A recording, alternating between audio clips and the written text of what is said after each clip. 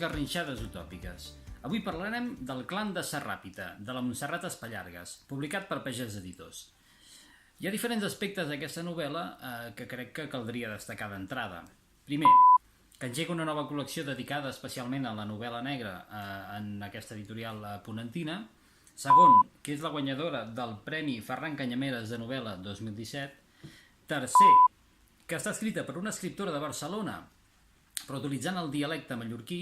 I quarta, i potser no seria l'última, no ho sé, que té una manera de narrar els fets ben especial. En tot cas, m'agradaria esplaiar-me una miqueta en aquest últim aspecte.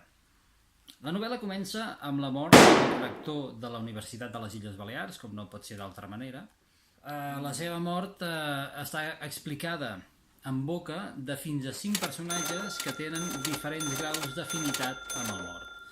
A partir del relat en primera persona d'aquests personatges, reconstruïm els últims dies de la vida del rector i és a partir d'aquest relat tan particular que la trama es va desenvolupant davant de tots.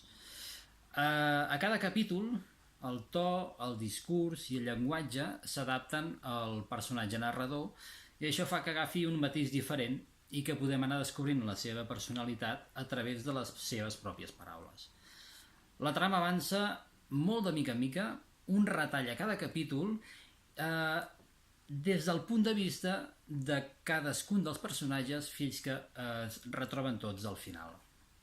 Atenció perquè si deixeu un comentari sota d'aquest vídeo dient què és el que més valoreu en una novel·la negra, entrareu en el sorteig d'aquest exemplar del Clan de Serràpita.